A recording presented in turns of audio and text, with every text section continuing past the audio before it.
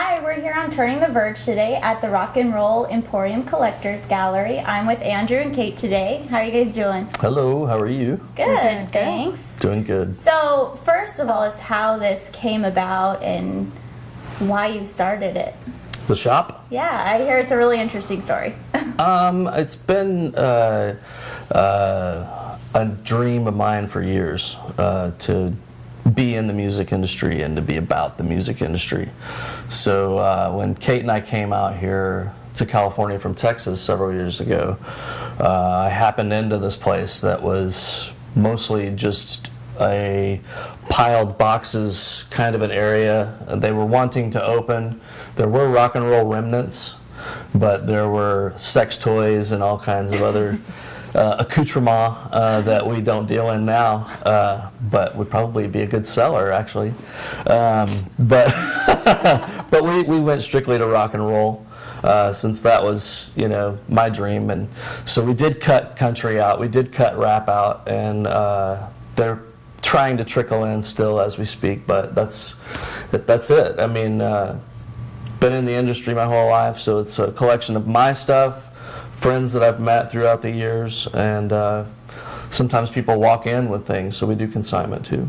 Awesome. So it's a joy that you guys share together, yeah. a common interest. Yeah, we've been in the music business, I guess, since we took lessons down the street from each other at the same piano teacher, and we're even on the same program. His grandmother found a program that we were both on the same piano recital together, so we've been making music since we were real little.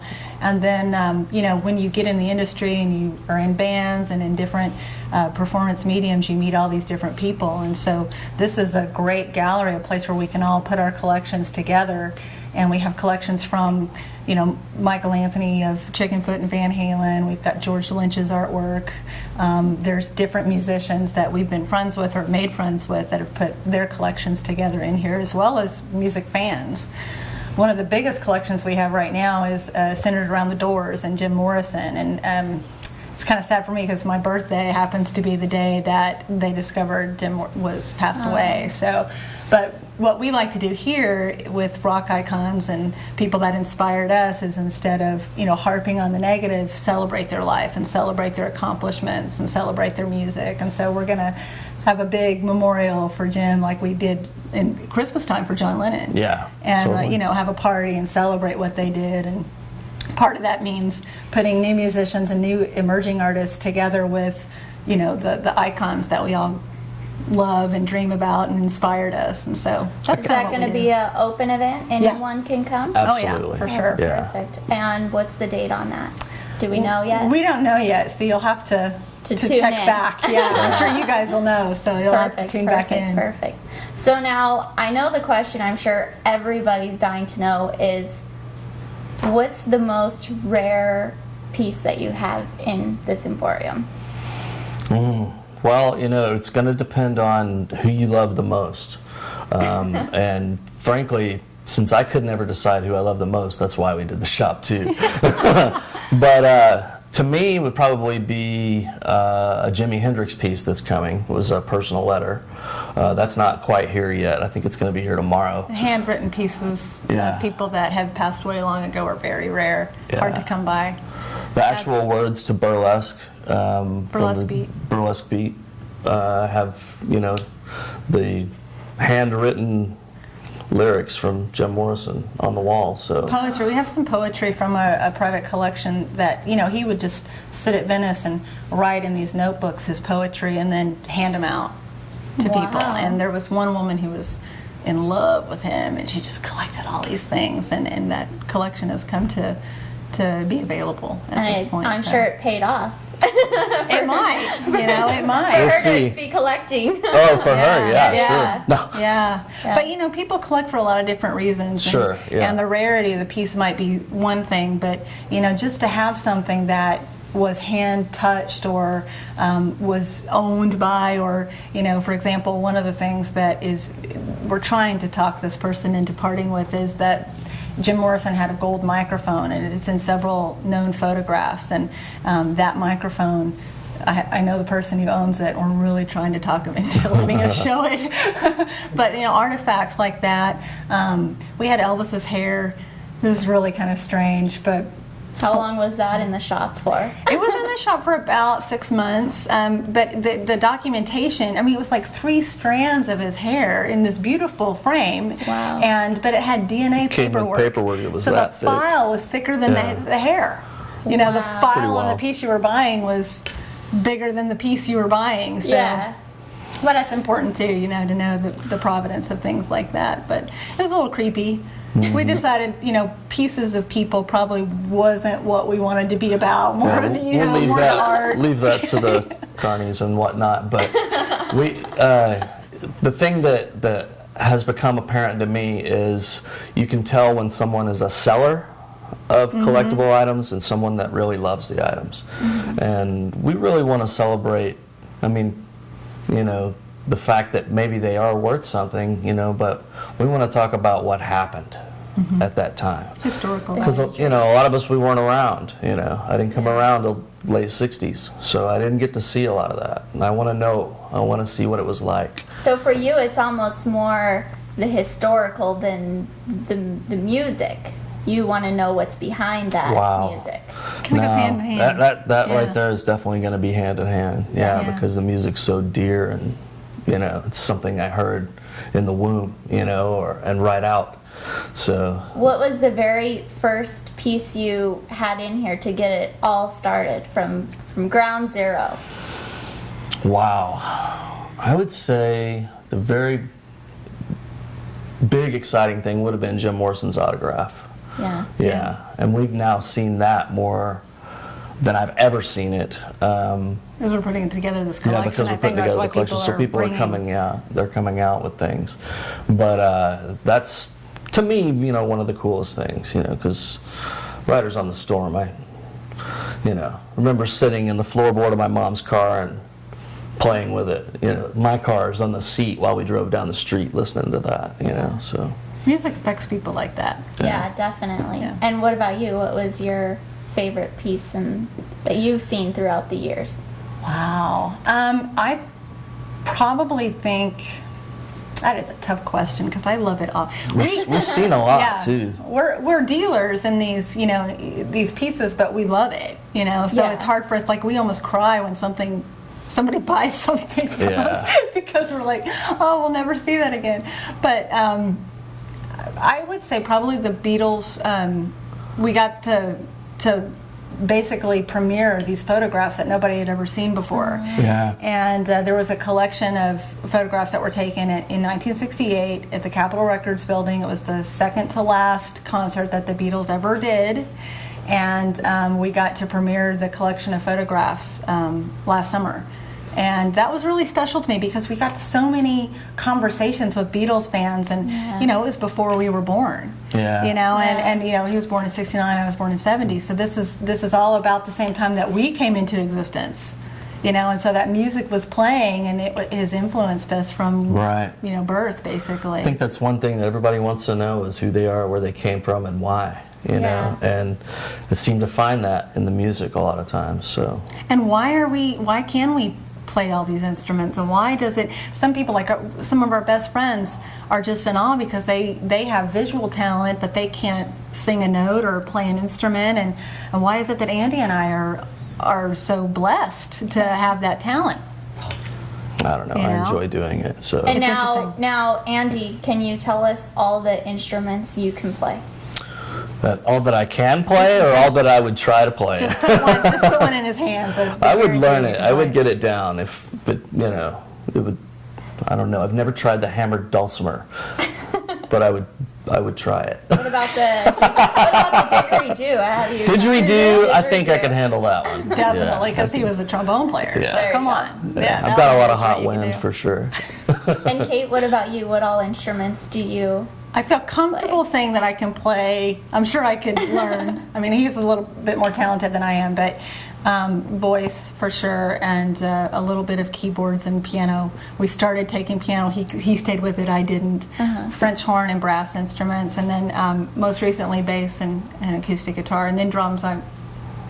She's a talented conga drummer. player too. So Yeah. when we first started playing together, she and I say first, the second time when we got back When together. we were adults. We actually got to open up for America, Yeah. the band, and it was a big thing for me because I had heard of them. You know, it was the Those- Wildflower Music Festival, but it was just her on a conga and me on a 12-string, and it was It was a big stage. it was a big stage, and Big deal for us, but it was a neat thing though. for those kids out there that don't know the band America, it's Horse with No Name. Dial in, learn it. Yeah. Now, you guys have been married for 14 years, Come November. 97, yeah. yeah. 19. so just shy of 14. yeah. Now, since you guys perform together, do you have a song that's your song that you guys just melt when you perform together? There was a duet that I wrote back in college that we play on the piano occasionally with the family and different So things. an original piece. Oh yeah, Oh, yeah. yeah. I try great, to that's great. stay mostly original, but we're all affected by what comes. Yeah, you know. definitely. Now, I know you guys do a lot of fundraising here and charity events. What's the next big one that's coming up, and how can our viewers get involved in it? That is a great question. It's a great question. There's two things that are actually affecting everybody right now. One is the Japanese effort that's going on with the Red Cross. We're not particularly doing anything with them right now, simply because of what's going on in Alabama. And we're trying to. Kinda I'm talking to shifted. some friends that I have in the southeast right now, and hopefully we'll get to work with them on something. So.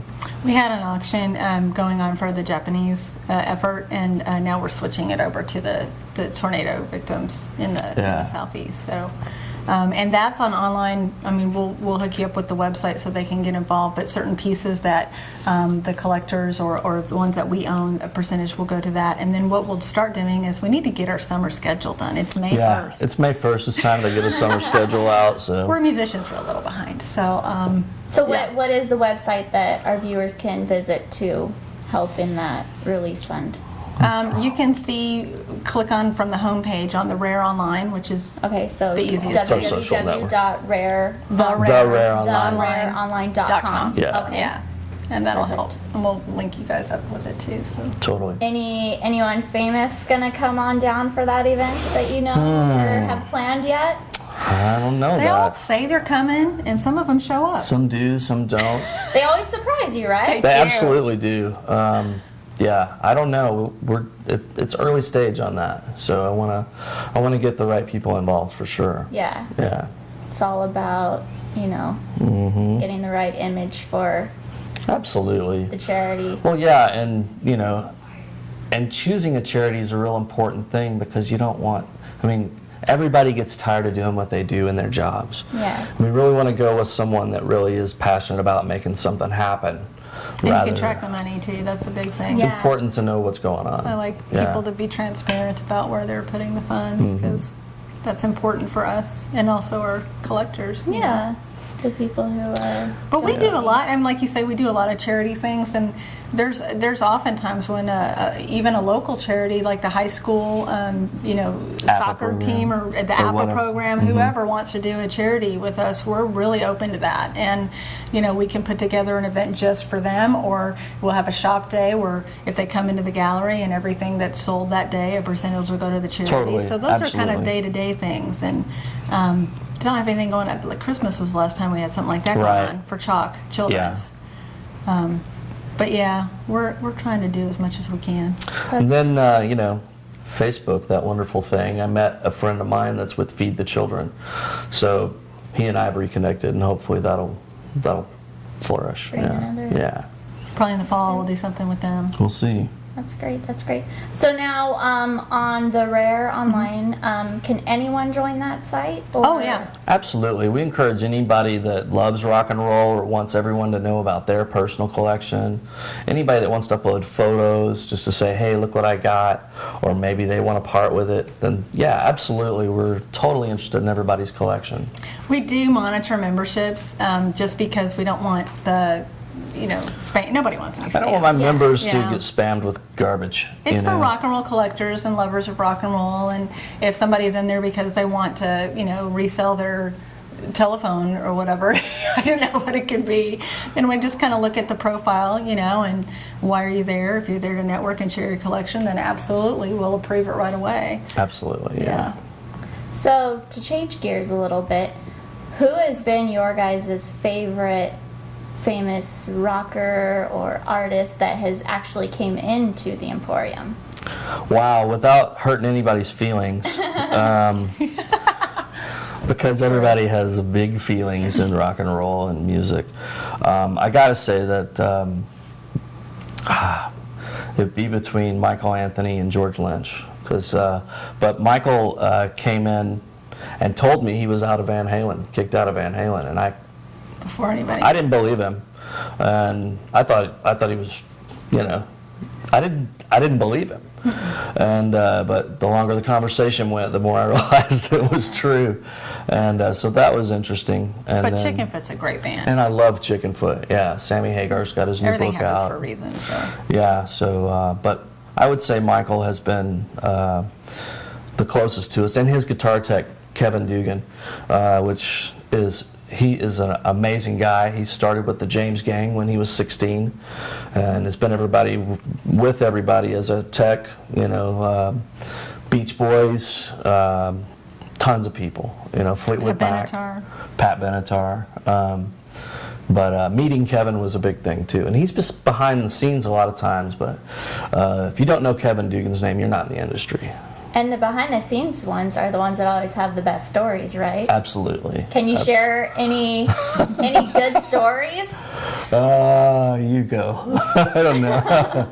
Well, I'll share a story that happened with George Lynch. Okay. That happened right here when he was premiering his artwork here. And he actually brought a three-piece band, and they set up and played Tooth and Nail right here in this little place. Wow. And we thought the walls, good thing we're all, when that happened, I knew this was... because the walls were shaking. It was awesome. It was awesome. That was great. One of our collectors who's in a band actually got to sit in and sing with them, so it was like a rock and roll fantasy camp.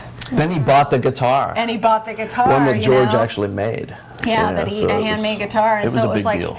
It was just like Christmas for him, and that was Christmas for us because he was having such a great time. But George had done an original piece kind of before he started playing, and he does real interesting work with animal bones and kind of morbid but interesting 3D artwork. Oh wow! And he actually glued his fingers together right before they were going to play. We were like, "What do we do?" Because the adhesive is really strong, So, but we got his fingers apart, and he was able to play. Oh yeah, it was great. It was cool because he sat right up in the window and worked on his artwork, and then came right back here and plugged in. It was really cool. It's nice when guys that are huge, who doesn't remember the soundtrack to the Freddy Krueger the movies that Dawkins played, but those huge guys that come in and slum it with us for a while, we really appreciate that. Totally. That's great.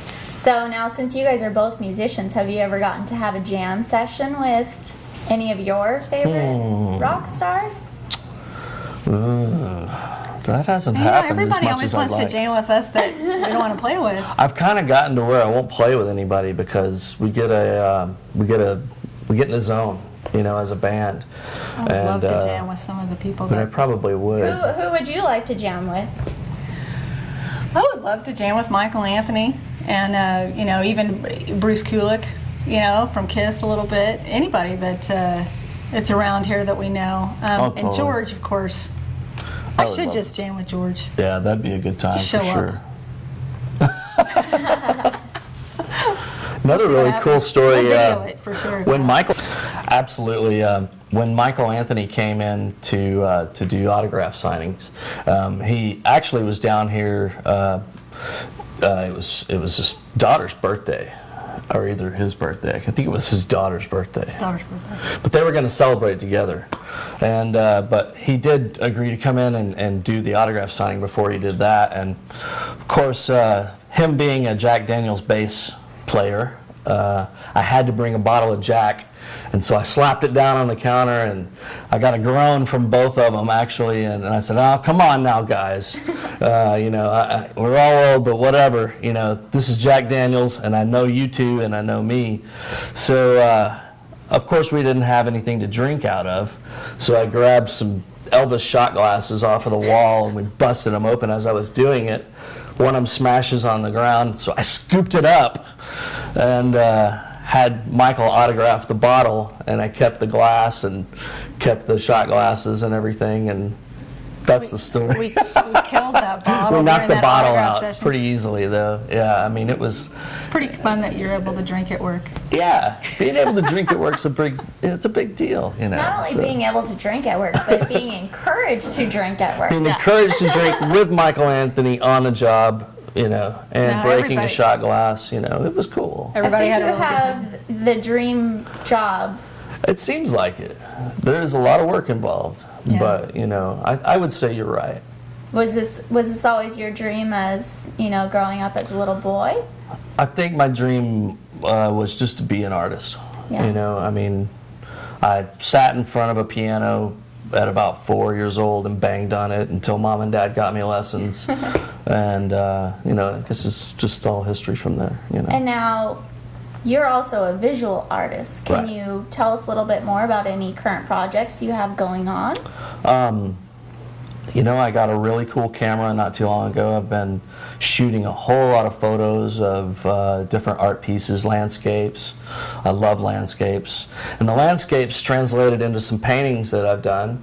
So I'm interested in doing lots more paintings. And then, with the store and the inspiration of a really cool band called Radiohead, I made an art piece, a skull, that's makes me think of the band. And from that point on, after I did the first skull, I did probably 20 others of different things that inspired me.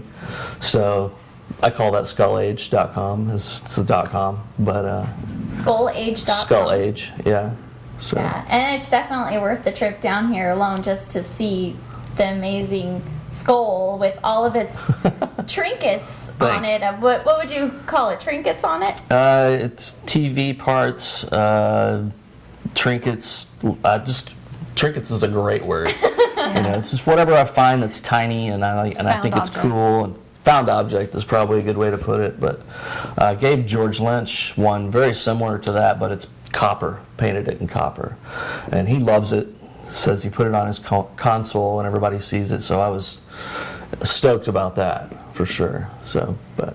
Now, who's the most famous person that's actually came in here to sign a piece?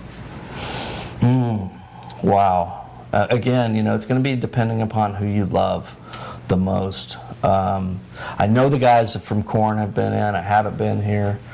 Mike McCready came by with Pearl Jam, and that was a highlight for me. He autographed a guitar to Kate and I, and said something like, "This store rocks. You guys are awesome." And that right there was validation. Yeah. And that happened maybe a year after we were open. So. We've had a lot of visitors. I mean, Bret Michaels has been in, and Totally. then we've CC had DeVille's been by. CC DeVille came in and signed for us, and geez, A lot of people pop in and they try to be inconspicuous so they can't Yeah. be, found out. And I really encourage my employees to stay up on their websites and know what they look like now versus Yeah. what they looked like in Steve 19 Miller. whatever. Yeah, Steve Miller's a prime example. He's been in a number of times, and I love him, and Dean I would love Torrance to from meet Jan him. and Dean. Dean Torrance is around for we're sure. sitting here looking at their record albums when they were 17 and 18, and we don't look that way anymore, so Right. we have to be cognizant of who's around. But a lot Right. of just the Southern California rockers have been in, and then we've had a lot of up and coming bands that Tons. are on tour that'll Absolutely. pop by, and Yeah. we're very appreciative of those bands popping by too, because Well, we missed the Golden Bear Cafe, Yeah. which used to be across the street. I never got to see it, but I hear all the wonderful stories about how everybody played there, from Janis to, of course, Jim Morrison. Got really cool photos of Van Halen saying that they were going to be a big band, and it's just cool history. See, the Golden Bear used to be a place where they would showcase or practice their shows before they'd take them out on national tours. So it was kind of like the Coach House is today, but it was here in Huntington Beach, and it was a 300-room stage, very, very small, very intimate, and they had a lot of huge names that played there. And actually, one of the first Weiland murals was painted on the side when he was in high school. It was a BB King. Yeah, it was kind of more like, it wasn't like a whale photo. It was no whale. Yeah, it wasn't a whale photo at all. Oh, wow. Yeah. That's great. But cities improve and develop, and so that building was torn down and made room for where HSS is now. And we'd love for a venue like that to come back to Huntington Beach. Absolutely. That would be outstanding. Absolutely, yeah. Until then, we'll celebrate it through the art and the photography and all that stuff. Well, and also until then, we'll continue to love the Galaxy and the Coach House and all those smaller venues. The venues that are around here locally. We want to help support everybody. Yeah, definitely. Community support is always the key. And the Brixton, for sure. We love that. Up in If you haven't been up there, it's a really nice room to see a nice band in. Great. Yeah. Well, if you guys want to go ahead and tell our viewers your website one more time, that way they can visit and see all the amazing pieces that I'm sitting here looking at in awe of, that would be great. Thanks. Yeah, it's real easy. Just go to www.therareonline.com, and then you can click on Gallery, and it'll take you right into all the different collections, and hopefully it's easy to sort. If it's not, contact us and let us know how to fix it. And totally. Yeah, and you can see Andy's artwork and click through to the different band websites and everything too. So several websites there that you can definitely link to. Perfect. Thanks for taking the time out today and telling our viewers a little bit more about the history of the Rock and Roll Emporium. It's definitely a great place to come check out if you're ever in Huntington Beach. There's a lot of really neat things. Also, you can see some of Andy's paintings and his scullage. Yeah, it's definitely worth the drive down here just to see that. So we'll see you guys next time on Turning the Verge. Thanks for tuning in.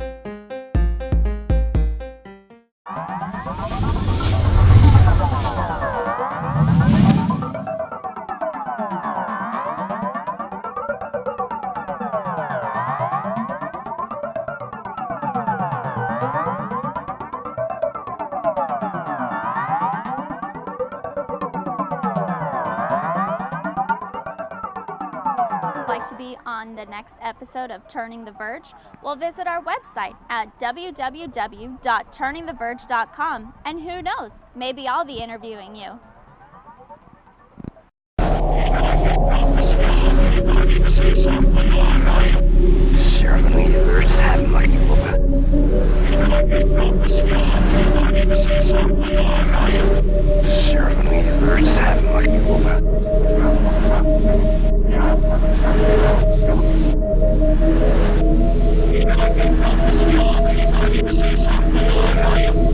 Certainly,